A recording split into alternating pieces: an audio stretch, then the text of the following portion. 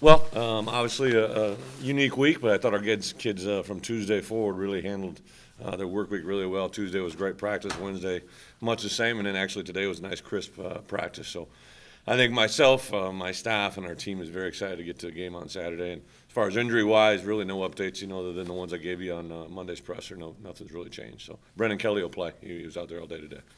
So Aberderis, you don't. Abby's still up in the air. He's out there today. Didn't put him in any live contact stuff, but there's no. At first they said no, and then now it's coming more and more. He was in meetings yesterday, and I didn't expect him there, and out there at practice today. So. If he can't go, I assume it would be Gordon on kickoffs, and then who on punts? Yeah, we actually made a switch last week. Melvin was back there in kickoffs with James, and then actually it'll probably be it's either going to be Kenzel or James, and they both had good competition all week. You mentioned the uniqueness of the week. In talking to the guys, especially the offensive guys on Tuesday, I didn't get the impression that this was a normal, run-of-the-mill, non-conference game for them. With all that's going on, I'm just curious if you have felt that all week. I think it's more about us, more so than and obviously Utah State's a very good football team, but we had to get our own ship straight to kind of get back on track, and I thought our guys really have handled that, and kind of been a motto. I'm not sure if I'm following the question, other than he's. There seems to be a buzz Oh among yeah, players. yeah. I think the number one reason I made transition was to change the room, change the dynamics, and that definitely happened. I think the kids were really juiced. Tuesday's practice, I was actually a little concerned. Wednesday watching the film, if we didn't spend it all on Tuesday, I mean, they were just so much energy and enthusiasm, and they've really templed it all pretty good this week, and I think the crisper weather helped a little bit too. What do you want to see from the line? From the offensive line, I think execution. I want to see some guys, moving people off the line of scrimmage. Be able to have everything clean, I think, at the line of scrimmage, communication-wise, assignment-wise. But that's really true of all positions. And then we do so many different things with personnel groupings. It doesn't matter if it's, big people, little people. If we're going 2-minute or whatever it is, I want to see assignments on. You expect Arneson back this week? Arnie, yeah, I'm sorry. Arnie did practice, caught a couple really nice balls today. So, yeah, he should be involved. Chase Hammond, do you see good? Chase, same deal, is cleared. I think that he's not quite, 70 plays but I think he can handle 20, 30 plays.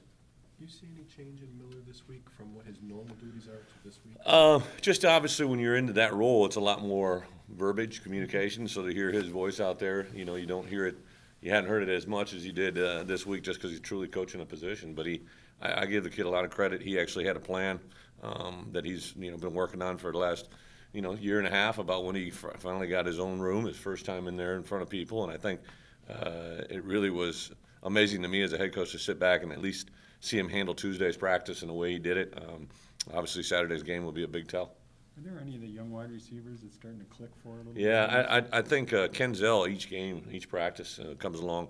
Jordan Frederick has done some nice things, catching the ball, and we know his game. He's not really maybe a vertical stretch, but he's a nice route runner underneath. He's tough, he's aggressive, he makes nice catches. A.J. Jordan, I'll give the kid a lot of credit. He was, sicker than a dog last week. I didn't even know if he was going to play, and he battled it out there and was really effective. And I think he's a guy that literally every day you can see him grow.